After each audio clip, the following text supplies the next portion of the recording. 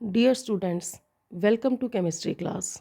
Students, today in this video I will explain the remaining part of NCERT exercises of P block elements as well as some questions from board exams. तो students first of all हम देख लेते हैं इसमें question number 38। Students ये question easy है लेकिन थोड़ा सा इसमें ट्विस्ट है। Give the formula and describe the structure of noble gas species. इन्होंने हमें नोबल गैस स्पीशीज़ डायरेक्टली नहीं दी। Which are isostructural with, हमें ये तीन कंपाउंड दिए हैं। ये तीनों कंपाउंड जो हैं ICl4- IBr2- और BrO3-, ये हेलोजन के कंपाउंड्स हैं। लेकिन हमें इनकी वो नोबल कंपाउंड्स बताने हैं जिनका स्ट्रक्चर इनकी तरह है, ठीक है।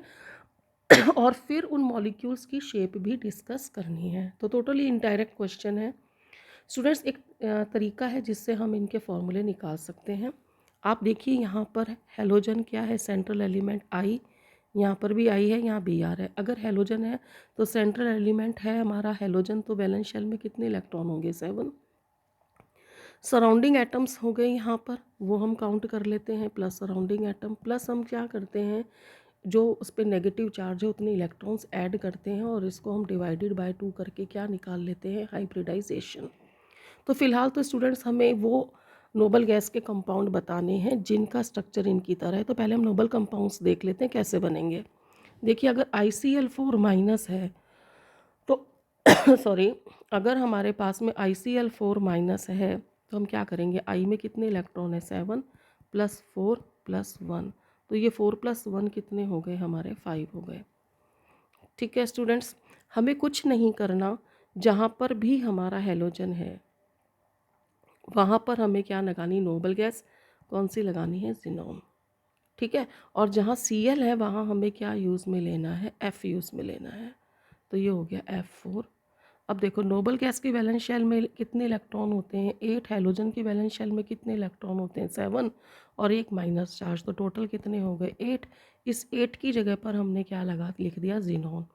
अच्छा, जिनोन क्लोरीन के साथ तो कंपाउंड बनाता नहीं है, फ्लोरीन के साथ बनाता है। तो हमने क्या करा, ICl4- की जगह पर हमने क्या लिख दिया, जिनोन F4। यही तरीका हमने IBr2- में रखा, आई की जगह पे हमने क्या लिख दिया, जिनोन लिख दिया, और Br की जगह हमने क्या लिख दिया, F लिख दिया। चार्ज हमने ख़त्म कर दिया क्योंकि वो चार्ज, वो एक इलेक्ट्रॉन हेलोजन में मिक्स होकर कितना हो गया, 8 हो गया, के साथ ऐड होकर के। BrO3- में अगर हम देखें तो Br की जगह मैंने क्या लिख दिया, जिनोन, और O3 की, हमारा जिनोन ऑक्सीजन के साथ तो कंपाउंड बनाता ही है, जिनोन 2 के साथ ही कंपाउंड बनाता है, एक तो ऑक्सीजन के साथ और एक फ्लोरीन के साथ में, ठीक। अब जब हमारे पास इनकी फॉर्मूलों के नाम आ जाते हैं तो हम इजीली, जो हमारे पास जो मेथड मैं आपको प्रीवियस वीडियोस में एक्सप्लेन कर चुकी हूँ, उसी बेस पर हम इनकी शेप और हाइब्रिडाइजेशन निकाल लेंगे। ठीक है स्टूडेंट्स, तो ICl4- की जगह पर हमने क्या लिख दिया, जिनोन F4। IBr2- की जगह मैंने क्या लिख दिया, जिनोन F2, जिनोन F2। और जो हमारा था BrO3- इसकी जगह पर हमने क्या लिख दिया, जिनोन O3। और फिर इन सब की शेप हमने डिस्कस कर ली है। अगला क्वेश्चन देख लेते हैं student, list of uses of neon and argon gases. ये तो आप कर ही लेंगे, मैंने आपको नोबल गैस में एक्सप्लेन कर चुकी हूँ। कुछ ऐसे क्वेश्चंस हैं जो थोड़े से टिपिकल से हैं स्टूडेंट्स, वो मैं आपको डिस्कस करना चाहूँगी। इसमें से आप जैसे ये क्वेश्चन ले लीजिए कि PCl5 is ionic in nature in solid state, give reason. तो देखो स्टूडेंट्स, PCl5 जब सॉलिड स्टेट में होता है तो डायमेरिक फॉर्म में होता है। PCl5 के अगर 2 मॉलिक्यूल मिक्स हो जाएंगे तो बताओ टोटल P कितने हो गए, 2, और Cl कितने हो गए, 10 हो गए। यानी हम इसको इस तरह से लिख लेंगे, PCl4+ एंड PCl6- के फॉर्म में। ये जो होगा टेट्राहेड्रल शेप का हो जाएगा और PCl6- जो है वो ऑक्टाहेड्रल शेप का हो जाएगा। अगला क्वेश्चन देख लेते हैं स्टूडेंट्स कि NCl3 is an endothermic compound. NCl3 एक एंडोथर्मिक कंपाउंड है, जबकि NF3 एक एक्सोथर्मिक कंपाउंड है। ये मैं आपको प्रीवियस वीडियो में एक्सप्लेन कर चुकी हूँ। इसमें बस आपको यही बताना है कि जो NF बॉन्ड होता है वो स्ट्रॉन्ग होता है, जबकि NCl बॉन्ड जो होता है वो वीक होता है, ठीक है। अगला क्वेश्चन देखिए आप, ये देखो ये वाला जो क्वेश्चन है, give a chemical reaction to support the statement that bonds in PCl5 molecules are not equivalent. Actually students, इसमें इन्होंने हमसे रीज़न नहीं पूछा है, इसमें इन्होंने हमें ये कहा सपोर्ट में स्टेटमेंट देना है, यानी कि हमें एक इक्वेशन देनी है। तो हमें ये इक्वेशन लर्न करनी है। PCl5 को अगर हम हीट करेंगे तो ये ब्रेक डाउन हो जाएगा। क्यों? क्योंकि ये स्टेबल नहीं है। क्यों? क्योंकि इसके सभी बॉन्ड लेंथ्स जो हैं वो इक्वल नहीं है। अगला क्वेश्चन देखिए स्टूडेंट्स, NH3 है, इसका जो और वाला ऑप्शन देखिए, पहला वाला, NH3 has a higher proton affinity than PH3। देखो स्टूडेंट्स, हायर प्रोटॉन एफिनिटी का मतलब क्या है कि NH3 is more basic PH3 से। ये मैंने जो आपको हाइड्राइड्स वाली वीडियो शेयर करी थी उसमें एक्सप्लेन करा है। बस इसमें समझने वाली बात क्या है कि इन्होंने डायरेक्टली बेसिक ना पूछ कर क्या पूछ लिया कि अमोनिया जो होती है उसकी प्रोटॉन एफिनिटी ज़्यादा क्यों होती है। ठीक है स्टूडेंट्स, अगला क्वेश्चन भी मैं आपको 15 ग्रुप की वीडियो में शेयर कर चुकी हूँ कि नाइट्रिक ऑक्साइड तो पैरामैग्नेटिक होता है जब वो गैसियस स्टेट में होता है, लेकिन वो डायमैग्नेटिक हो जाता है लिक्विड और सॉलिड स्टेट में। क्यों? क्योंकि वो क्या बना लेता है, डाइमर बना लेता है। वो क्या बना लेता है, डाइमर। ठीक है, अगला क्वेश्चन आप देखिए इसके अंदर, आपका वो हम देख लेते हैं। Give chemical reaction to support that +5 oxidation state in bismuth is less stable. Support में हमें इक्वेशन देनी है। एक्चुअली बिस्मिथ जो होता है वो इनर्ट पेयर इफेक्ट के कारण +3 जो उसकी ऑक्सीडेशन स्टेट होती है वो स्टेबल होती है, +5 नहीं होती। इसका मतलब BCl3 + Cl2 मिलकर के BiCl5 नहीं बनाते। इसका क्या मतलब है कि बिस्मिथ की +5 ऑक्सीडेशन स्टेट जो है वो स्टेबल नहीं होती। ठीक है, अगला क्वेश्चन देख लेते हैं स्टूडेंट्स हम, कि अगर हम ये देखो स्टूडेंट्स, थोड़ा अलग तरह का क्वेश्चन है। 17th question, in the structure of HNO3 molecules NO bond is shorter than NOH bond. ठीक है, NO बॉन्ड छोटा क्यों होता है और NOH बॉन्ड बड़ा क्यों होता है? क्यों? क्योंकि इसमें डबल बॉन्ड करेक्टर आएगा और इसमें कौन सा बॉन्ड होगा, सिंगल। हमें पता है सिंगल बॉन्ड की लेंथ ज़्यादा होती है, डबल की कम होती है। स्ट्रक्चर की बात करें स्टूडेंट्स तो मैंने आपको स्ट्रक्चर इनके प्रेडिक्शन में बता दिया था कि NO3 माइनस का अगर हम स्ट्रक्चर ड्रॉ करते हैं तो वो कुछ इस तरह से आता है हमारा स्ट्रक्चर NO3 का, कि यहाँ पर आपका आ जाते हैं O माइनस आ गया, ये आपका क्या आ जाएगा, डबल बॉन्ड हो, और ये क्या आ जाता है आपका ना कोऑर्डिनेट बॉन्ड ओ। कुछ इस तरह से स्ट्रक्चर आता है हमारा ये वाला। अगर हमें HNO3 बनाना है, H+ को ऐड करना है, तो हम O नेगेटिव की जगह क्या लिख देंगे, H लिख देंगे। ठीक है, अब आप देखो कि ये बॉन्ड कैसा है, डबल, और ये वाला बॉन्ड कैसा है, सिंगल। तो इसकी बॉन्ड लेंथ ज़्यादा हो जाएगी, इसकी बॉन्ड लेंथ कम हो जाएगी। अगला क्वेश्चन देख लीजिए, give reasons for the following, nitric oxide becomes brown when released in air. क्योंकि ये वाली रिएक्शन होगी और इससे NO2 गैस बनेगी और NO2 गैस का कलर कैसा होता है, ब्राउन। नेक्स्ट क्वेश्चन देख लीजिए स्टूडेंट्स, H2S एसिडिक क्यों होता है, वाटर न्यूट्रल क्यों होता है। स्टूडेंट्स, ये भी हमने हाइड्राइड्स में डिस्कस करा हुआ है और हाइड्राइड्स के अंदर मैंने आपको बताया था एसिडिक करेक्टर के बारे में। तो H2S is more acidic then water. अगला क्वेश्चन देखिए students, the very important and very simple question, कि SF6 तो बनता है लेकिन SH6 नहीं बनता, क्योंकि फ्लोरीन जो है वो स्ट्रॉन्ग ऑक्सीडाइजिंग एजेंट होता है। ठीक है, जबकि हाइड्रोजन स्ट्रॉन्ग ऑक्सीडाइजिंग एजेंट नहीं होता। तो फ्लोरीन स्ट्रॉन्ग ऑक्सीडाइजिंग एजेंट होता है तो ये सल्फर को हायर ऑक्सीडेशन स्टेट में ले जाता है, यानी +6 में, जबकि हाइड्रोजन ऐसा नहीं कर पाता। अगला क्वेश्चन बहुत ही सिंपल, बहुत ही इंपॉर्टेंट टाइप के हैं students, why the compounds of fluorine with oxygen. Fluorine जब ऑक्सीजन के साथ कंपाउंड बनाता है तो उसको हम फ्लोराइड्स कहते हैं, उसको हम ऑक्साइड्स नहीं कहते। ऐसा क्यों होता है? क्योंकि स्टूडेंट्स, हमें पता है कि जब भी हम नाम बोलते हैं किसी कंपाउंड का तो बाद वाला नाम जो होता है वो हाईली इलेक्ट्रोनेगेटिव का होता है। अगर हम ऑक्सीजन और फ्लोरीन में से बात करें तो फ्लोरीन हाईली इलेक्ट्रोनेगेटिव है, fluorine is more electronegative in comparison to oxygen. That's why हम इसको फ्लोराइड बोलेंगे, ना कि ऑक्साइड बोलेंगे। अगला क्वेश्चन आ जाता है कि ग्रुप 16 के जो एलिमेंट्स होते हैं उसमें वाटर अनयूजुअल प्रॉपर्टी शो करता है, कौन सी शो करता है? तो ये हम आप इसीलिए बता सकते हैं कि वाटर के अंदर जो होता है ऑक्सीजन होता है और ऑक्सीजन के साथ H जुड़ा होता है तो हाइड्रोजन बॉन्डिंग होती है, उसकी वजह से वो अनयूजुअल प्रॉपर्टी शो करता है। Again is a very important question students, 25th। HCl6 नहीं बनता लेकिन SF6 बनता है। एक तो वही आंसर हो गया जो भी हमने SH6 वाले केस के अंदर करा था कि फ्लोरीन स्ट्रॉन्ग ऑक्सीडाइजिंग एजेंट है, जबकि Cl जो है वो स्ट्रॉन्ग ऑक्सीडाइजिंग एजेंट नहीं है। ठीक है, तो HCl6 नहीं बनेगा। नेक्स्ट क्वेश्चन देखिए स्टूडेंट्स, ये देखिए एक ही क्वेश्चन को कई तरह से एक्सप्लेन करा हुआ है और ये मैं आपको 16 ग्रुप की वीडियो में एक्सप्लेन भी कर चुकी हूँ कि SF6 इज़ काइनेटिकली इनर्ट क्यों होता है, SF6 वाटर के द्वारा हाइड्रोलाइज क्यों नहीं होता, SF6 लेस रिएक्टिव क्यों होता है SF4 से, SF4 हाइड्रोलाइज्ड हो जाता है लेकिन SF6 नहीं होता है, sulphur exhibits greater tendency of catenation than selenium, ये तो सेकंड पार्ट आ गया। ये सारे के सारे क्वेश्चन जो है ना स्टूडेंट्स, इन सब का एक ही आंसर है जो मैं आपको सल्फर 16 ग्रुप एलिमेंट्स की वीडियो में एक्सप्लेन कर चुकी हूँ कि SF6 के अंदर जो है F6 होते हैं और सल्फर वेल प्रोटेक्टेड होता है और इसीलिए इनर्ट हो जाता है, जबकि SF4 में 4 ही फ्लोरीन होते हैं तो वो प्रॉपरली सल्फ़र जो है वो फ्लोरीन से प्रोटेक्ट नहीं होता है, इसलिए ये हाइड्रोलाइज भी हो जाता है और ये ज़्यादा रिएक्टिव भी होता है। ठीक है, अब बात आती है स्टूडेंट्स इसके सेकंड पार्ट की कि सल्फ़र जो है वो greater tendency for catenation show करता है। ये भी मैं आपको वीडियो में एक्सप्लेन कर चुकी हूँ कि सल्फ़र में जो SS बॉन्ड होते हैं वो ज़्यादा स्ट्रॉन्ग होते हैं, जबकि सेलेनियम में SS बॉन्ड होंगे वो कैसे होंगे, वीक होंगे, इसलिए सल्फ़र कैटिनेशन शो करेगा और सेलेनियम कैटिनेशन शो नहीं करेगा। ठीक है, ऐसा ही क्वेश्चन मैं आपको प्रीवियस वीडियो में एक्सप्लेन कर चुकी हूँ, sulphur has higher tendency for catenation.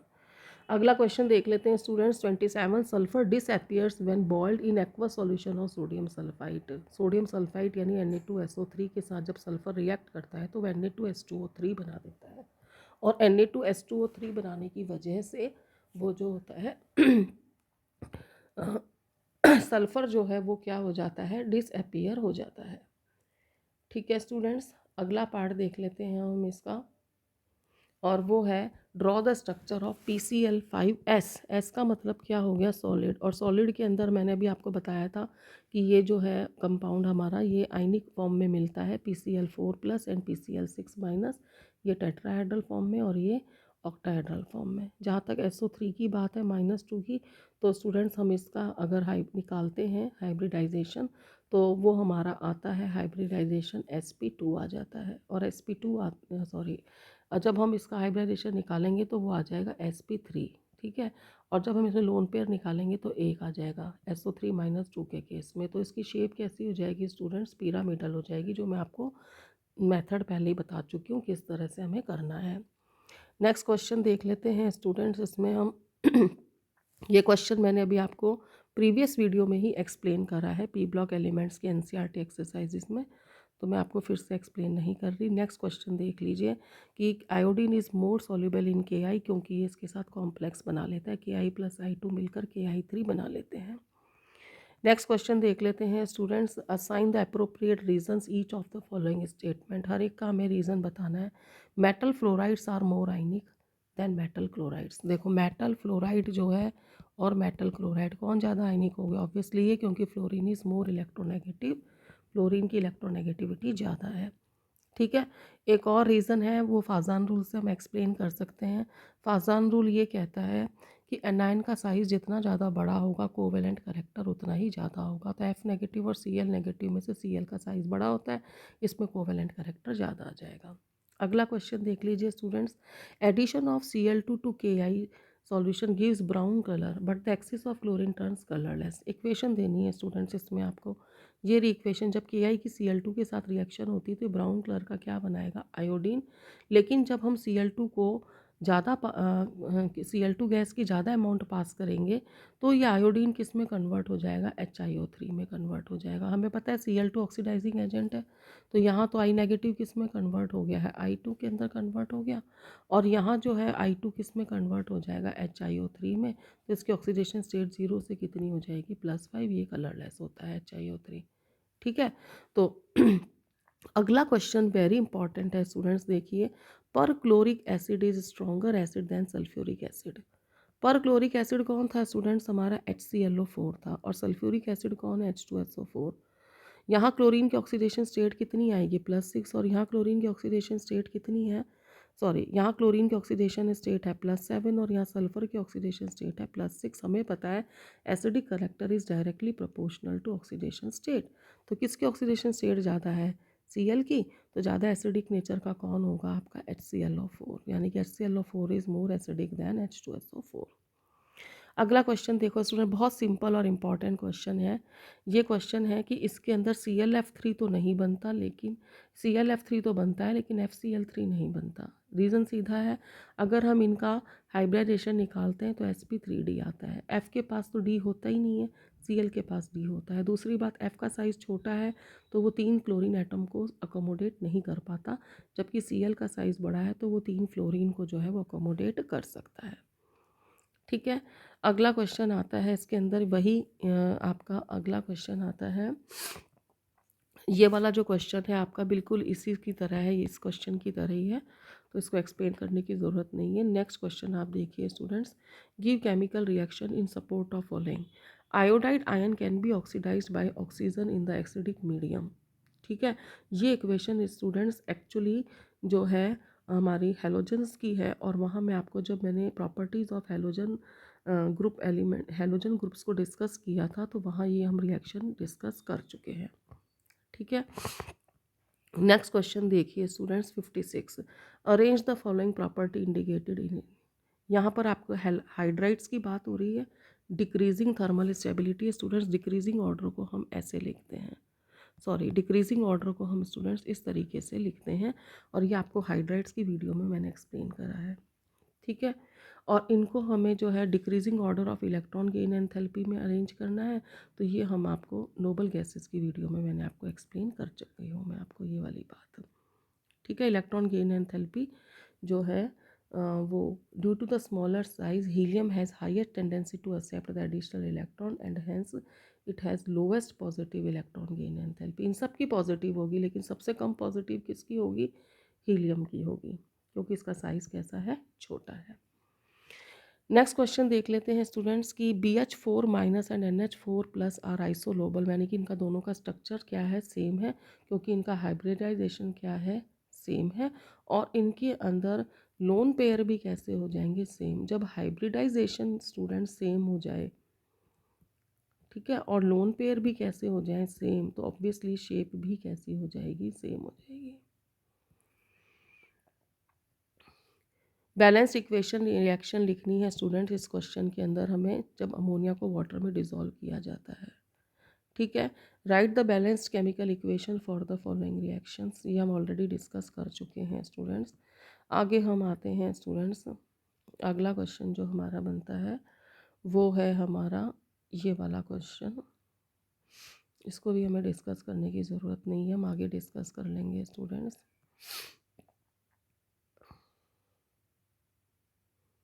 ये देखिए, ये वाला क्वेश्चन देखिए आप, why OF6 does not exist but SF6 exist. अभी क्यों नहीं एग्जिस्ट करता, क्योंकि सल्फ़र का साइज़ तो बड़ा होता है, तो वो 6 फ्लोरीन को अकोमोडेट कर सकता है, लेकिन ऑक्सीजन का साइज़ छोटा होता है तो वो 6 फ्लोरीन को अकोमोडेट नहीं कर सकता। First reason. सेकंड रीज़न ये है कि अगर हम हाइब्रिडाइजेशन निकालेंगे तो दोनों ही केसेस में कितना आएगा, sp3d2 आएगा, लेकिन यहाँ पर ऑक्सीजन के पास D होते ही नहीं है, इसलिए ये ऐसा कंपाउंड नहीं बनाएगा।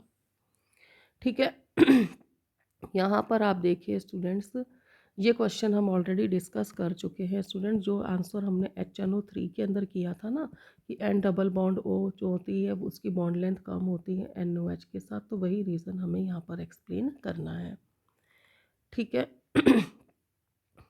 यहाँ पर देखिए स्टूडेंट्स की why nitrous acid is oxidant as well as reductant, क्यों काम करता है, क्योंकि HNO2 जो होता है इसमें ऑक्सीडेशन स्टेट +3 है, तो +3 जो है वो अपनी इंक्रीज़ भी कर सकता है +5 में, और रिड्यूस भी कर सकता है, तो ये ऑक्सीडाइजिंग एजेंट की तरह भी बिहेव कर सकता है और रिड्यूसिंग एजेंट की तरह भी बिहेव कर सकता है।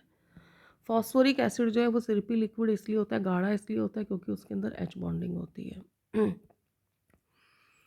ठीक है, यहाँ पर देखिए क्वेश्चन नंबर 15, अगर हम on passing slowly through water pH3 forms bubble, water में जब pH3 को पास करते हैं तो बबल बनते हैं, क्योंकि वो वाटर में क्या होती है, इनसॉल्युबल, लेकिन जब NH3 को डिज़ोल्व करते हैं तो वो उसमें घुल जाती है, क्योंकि वो H बॉन्ड बनाती है। तो कुल मिला के बात ये है कि अमोनिया तो वाटर के साथ H बॉन्ड बना के सॉल्युबल हो जाती है, लेकिन pH3 वाटर के साथ H बॉन्ड नहीं बनाता, वो इनसॉल्युबल होता है, और इसीलिए वो बबल्स के रूप में बाहर निकलती है। ठीक है स्टूडेंट्स, उसके बाद में हम नेक्स्ट क्वेश्चन देख लेते हैं स्टूडेंट्स, इसके अंदर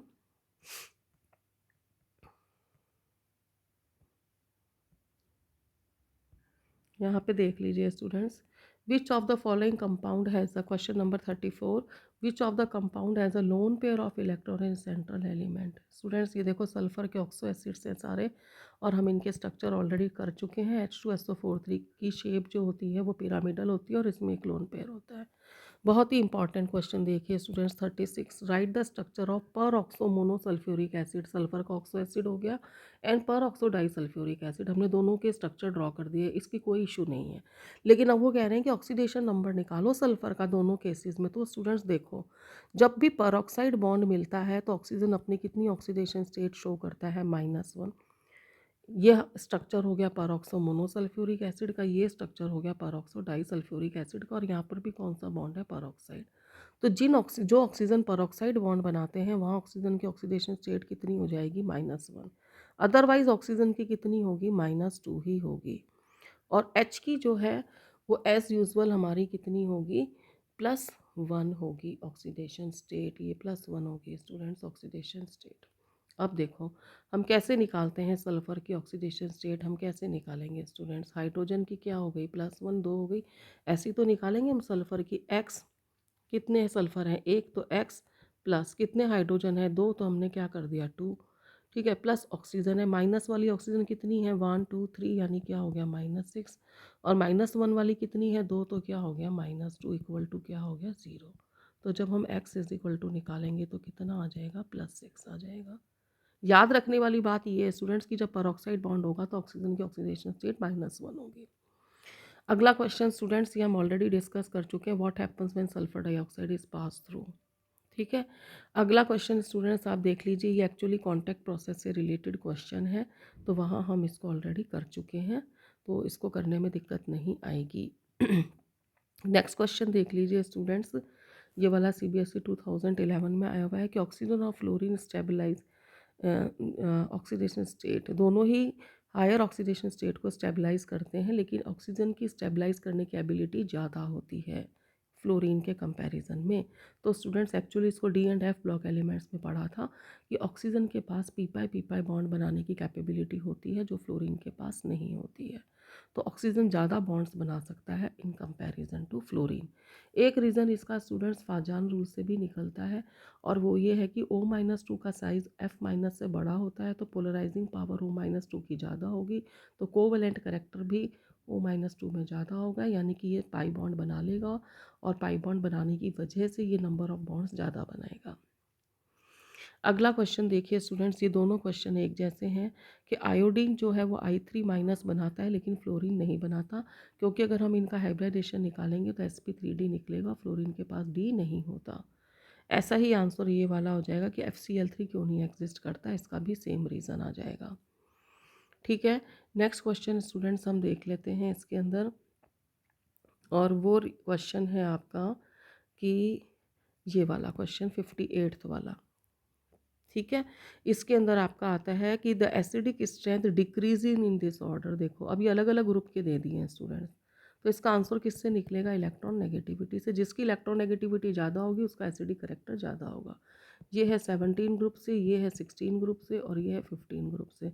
यानी कि अगर हम लेफ़्ट टू राइट जाएंगे, यानी हम फास्फोरस से Cl की तरफ जाएंगे, तो इलेक्ट्रॉन नेगेटिविटी बढ़ेगी, एसिडिक करेक्टर भी बढ़ेगा। अगला क्वेश्चन देखो स्टूडेंट्स, ये मैं आपको एक्सप्लेन नहीं करूँगी, बट मैं आपको ये बताना चाहती हूँ कि एग्जाम में किस तरह से क्वेश्चंस आते हैं। Arrange the following in order of property indicated in each set. F2Cl2Br2 increasing bond energy, ये आपको किस में मिलेगा, हेलो 17 ग्रुप के अंदर मिलेगा आपको। इसका आंसर आपको इंक्रीजिंग ऑर्डर रखना है, यानी ये ऑर्डर रखना है। MF MCl MBr MI, इसमें से किसका ज़्यादा आयनिक करेक्टर होगा, F का। इसको डिक्रीजिंग ऑर्डर में लिखना है, तो स्टूडेंट्स हम इसको इस तरीके से लिखेंगे, MF सबसे पहले लिखेंगे हम इसके अंदर। ठीक है,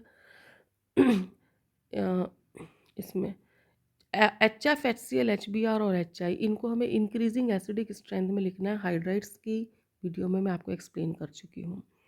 NH3 PH3 H3BiH3, इनको इंक्रीजिंग बेसिक स्ट्रेंथ में अरेंज करना है, इसको भी मैं ऑलरेडी एक्सप्लेन कर चुकी हूँ 15 ग्रुप एलिमेंट्स में। ठीक है। ये सारे ही क्वेश्चंस मैं ऑलरेडी आपको एक्सप्लेन कर चुकी हूँ। मैं तो आपको बस ये बताना चाहती हूँ कि एग्ज़ाम में इस तरह से क्वेश्चन पूछते हैं, तो हमें इंक्रीजिंग और डिक्रीजिंग ऑर्डर का ध्यान रखना है। ये वाला ऑर्डर किसका होगा? इंक्रीजिंग का, और ये वाला ऑर्डर किसका होगा? डिक्रीजिंग का। अगला क्वेश्चन देख लीजिए स्टूडेंट्स आप, कि ये question students ozone K I solution violet vapours are account for the following on addition of ozone gas K I solution violet vapours are obtain. Violet colour के वेपर मिलते हैं, क्यों मिलते हैं? तो उसका रीज़न है स्टूडेंट्स ये वाली हमारी इक्वेशन, ये रही हमारी इक्वेशन। ये हम पहले भी कर चुके हैं, एस्टिमेशन ऑफ ओजोन में भी कर चुके हैं। ठीक है। अगला क्वेश्चन देखिए स्टूडेंट्स, की सी एन नेगेटिव तो is known but C P negative is not form, क्योंकि इसमें पी पाई बॉन्ड बनते हैं, जबकि इसके अंदर पी पाई बॉन्ड जो हैं वो नहीं बनते। अगला क्वेश्चन देख लीजिए students, why does chlorine water lose its yellow colour on standing. तो क्लोरीन वाटर जो है वो HClO बनाता है स्टूडेंट्स, और HClO का कलर होता है येलो। जब ज़्यादा समय तक खड़ा रहता है तो ये अनस्टेबल होता है और HClO HCl में कन्वर्ट हो जाता है, जो कलरलेस होता है। ठीक है। अगला क्वेश्चन देख लीजिए स्टूडेंट्स। अब देखो कुछ क्वेश्चन ऐसे आएंगे ABCD टाइप के, वहाँ पे स्टूडेंट्स हमें कुछ क्लू ढूंढने पड़ते हैं, और उन क्लू के थ्रू हम अपने ABCD को आइडेंटिफाई कर सकते हैं और रिलेटेड इक्वेशंस भी दे सकते हैं। एक ऑरेंज कलर का सॉलिड है स्टूडेंट्स, अगर ऑरेंज कलर का नाम आ जाए तो समझ जाओ कि वहाँ आपको Cr2O7 मिलेगा, डाइक्रोमेट मिलेगा। ठीक है। एक ऑरेंज कलर का सॉलिड है जिसको हम गर्म करते हैं तो एक कलरलेस गैस भी निकलती है। याद करिए स्टूडेंट्स, नाइट्रोजन गैस की प्रिपरेशन में हमने करा था कि जब हम अमोनियम डाइक्रोमेट को गर्म करते हैं, यानी NH4 होल ट्वाइस को गर्म करते हैं, तो हमें कौन सी गैस मिलती है? N2, यानी बी हमारी N2 हो गई। In dry condition it is passed over calcium, यानी कि बी को हम किस में पास कर रहे हैं? कैल्शियम से पास करते हैं, तो एक हमें सॉलिड सी मिलता है। सॉलिड सी जो होता है वो वाटर के साथ रिएक्शन करके हमें गैस डी देता है। ठीक है। और वो गैस डी जो है वो अमोनिया के साथ रिएक्शन करके ब्लू कलर का सॉल्यूशन बनाती है, जब वो कॉपर सल्फेट के साथ रिएक्शन करती है। जैसे ही ब्लू सॉल्यूशन की बात आती है, कॉपर सल्फेट की बात आती है, तो ये समझ जाओ कि वो गैस कौन सी है? अमोनिया गैस है। तो देखो स्टूडेंट, सबसे पहले हम हिसाब लगा लेते हैं। यहाँ से हमने अपना कंपाउंड लिया, ये डाइक्रोमेट जो कैसे कलर का था? ऑरेंज कलर का था। हमने इसको गर्म किया, गर्म किया तो हमें गैस मिली N2, ये हमारी होगी बी। इस N2 गैस की रिएक्शन हमने किसके साथ कराई? कैल्शियम के साथ कराई। कैल्शियम के साथ कराई तो इसने एक सॉलिड बनाया, कैल्शियम नाइट्राइड। और जब इस कैल्शियम नाइट्राइड की रिएक्शन हमने वाटर के साथ कराई तो इसने एक गैस बनाई, अमोनिया। ठीक है। अब ये अमोनिया हो गई डी। इस अमोनिया ने जब कॉपर सल्फेट के साथ रिएक्शन करी तो इसने ये कॉम्प्लेक्स बनाया, और इस कॉम्प्लेक्स का कलर कैसा होता है? ब्लू कलर का सॉल्यूशन होता है। ठीक है स्टूडेंट्स, ये सारी रिएक्शंस हम लर्न कर चुके हैं, बस यहाँ पर हमें क्लूज आइडेंटिफाई करने हैं। जैसे कि यहाँ हमने ऑरेंज कलर को आइडेंटिफाई करा, यहाँ हमने ब्लू कलर को आइडेंटिफाई करा, यहाँ हमने इनर्ट गैस को जो गैस लेस रिएक्टिव है, थोड़ी कम रिएक्शन में भाग लेती है, वो N2 गैस है। ठीक है। अब ये रिएक्शंस तो हम कर ही लेंगे, ये सारी रिएक्शंस हम ऑलरेडी कर चुके हैं। अगला क्वेश्चन जो है स्टूडेंट्स, हम देख लेते हैं NCERT एग्जाम्पलर में से। ठीक है। तो NCERT एग्जाम्पलर में आपका पहला क्वेश्चन जो आता है वो आप देखिए, ये रहा। बैलेंस इक्वेशन लिखनी है students, catalytic oxidation of ammonia. ठीक है। एक्चुअली ये स्टूडेंट्स ओस्टवर्ड प्रोसेस का फर्स्ट स्टेप है, और ये रिएक्शन मैं आपको ऑलरेडी एक्सप्लेन कर चुकी हूँ 15 ग्रुप की वीडियो में। ये क्वेश्चन भी मैंने आपको अभी एक्सप्लेन कर दिया है। नेक्स्ट क्वेश्चन हम देखते हैं स्टूडेंट्स। देखिए ये वाला क्वेश्चन भी आपका जो है ABCD टाइप का क्वेश्चन है। जब Cl2 on reaction with Cl2 phosphorus, phosphorus की जब Cl2 के साथ रिएक्शन कराई जाती है तो वो दो तरह के हैलाइड बनाता है, एक PCl5 और एक PCl3, जिसमें से एक A है और एक क्या है? B है। उसने अब हमें हिंट करा है कि A येलोइश है, जो येलो कलर का होगा वो कौन होगा? हमारा PCl5 होगा। और दूसरा जो है वो कलरलेस ऑयली लिक्विड है, तो वो कौन होगा? PCl3। बेसिकली हमें ये याद करना है कि PCl3 कलरलेस ऑयली होता है, और PCl5 जो होता है वो येलोइश वाइट कलर का सॉलिड होता है। ये सॉलिड है और ये लिक्विड है। ठीक है। अगला क्वेश्चन देखिए स्टूडेंट्स, ये वाला क्वेश्चन, इसमें रिंग टेस्ट की बात हो रही है। जब हम नाइट्रेट का रिंग टेस्ट करते हैं तो जो Fe+2 आयन है reduce nitrate ion into nitrogen oxide, nitric oxide, यानी कि जो Fe+2 होता है वो नाइट्रेट को किस में रिड्यूस कर देता है, नाइट्रिक ऑक्साइड में रिड्यूस कर देता है। और ये नाइट्रिक ऑक्साइड फिर Fe+2 के साथ रिएक्ट करके ब्राउन कलर का क्या बनाता है, कॉम्प्लेक्स बनाता है, जो हमें रिंग की फॉर्म में दिखाई देता है। तो यहाँ पर हमें ये रिएक्शन बतानी है स्टूडेंट्स, ये रिएक्शन आपको याद करनी है। NO3 माइनस किस में कन्वर्ट हो गया है, NO में, और इस NO ने FeH2O6 +2 के साथ रिएक्शन करी है, तो एक वाटर रिप्लेस हो जाएगा, वाटर बाहर आ जाएगा और NO अंदर एंटर कर जाएगा। तो ये जो कॉम्प्लेक्स बनेगा ये कौन सा होगा, ब्राउन कलर का कॉम्प्लेक्स हो जाएगा। रिएक्शन लर्न करनी है। अगला देखिए क्वेश्चन नंबर 53, भाई इंपॉर्टेंट क्वेश्चन है। ये ऑक्सो एसिड नाइट्रोजन की बात कर रहे हैं स्टूडेंट्स, मैंने आपको प्रीवियस वीडियो में नहीं बताया, यहाँ बता रही हूँ। 3 होते हैं इसके, एक होता है HNO2 जिसको हम बोलते हैं नाइट्रस एसिड, दूसरा होता है HNO3 जिसको हम बोलते हैं नाइट्रिक एसिड, तीसरा होता है H2N2O2 जिसको हम बोलते हैं हाइपोनाइट्रस एसिड। देखो स्टूडेंट्स, हाइपोनाइट्रस एसिड का फॉर्मूला कैसे आता है, हमने 2 HNO2 के मॉलिक्यूल ले लिए, ठीक है, तो बताओ टोटल क्या हो गया, H2N2O क्या हो जाएगा आपका 4। इसमें से वाटर रिमूव कर दो, हाइपो में हम वाटर रिमूव करते हैं, तो बोलो ये आपका क्या बन जाएगा यहाँ, ये आपका जो है हाइपोनाइट्रस एसिड बन जाएगा, ये वाला आपका, ठीक है। तो इसमें अब आपको देख लीजिए कि हाइपोनाइट्रस एसिड का फॉर्मूला आपका क्या आ रहा है, H2N2O2 आ रहा है, ठीक है, याद करना है। अब वो कह रहे हैं कि इसमें से एक जो एक ऑक्सो एसिड जो है, एक ऑक्सो एसिड जो है वो डिसप्रपोर्शनेशन रिएक्शन शो करता है जो +3 में है। तो स्टूडेंट्स हम डिसप्रपोर्शनेशन रिएक्शन ऑलरेडी कर चुके हैं, वहाँ से कर लेंगे, ठीक। क्वेश्चन नंबर 56 जो है वो हम ऑलरेडी कर चुके हैं, ठीक है। यहाँ पर ये रिएक्शन देख लीजिए कि PCl5 जब सिल्वर के साथ में रिएक्शन करता है तो वाइट कलर का सिल्वर सॉल्ट हमें मिलता है, ऑब्वियसली वो AgCl हो जाएगा, ठीक है। और जब उसकी एक्सेस ऑफ अमोनिया के साथ रिएक्शन कराई जाती है तो वो एक कॉम्प्लेक्स बनाएगा, ठीक है। ये देख लीजिए Ag + PCl5 मिलकर AgCl बनाएंगे और AgCl अमोनिया के साथ रिएक्शन करके कॉम्प्लेक्स बना रहा है। अगला क्वेश्चन जो है स्टूडेंट्स की, phosphorus forms a number of oxo acids, out of these oxo acids phosphinic acid as strong reducing. अभी इस वीडियो के एंड में स्टूडेंट्स मैं आपको ये एक्सप्लेन करूँगी।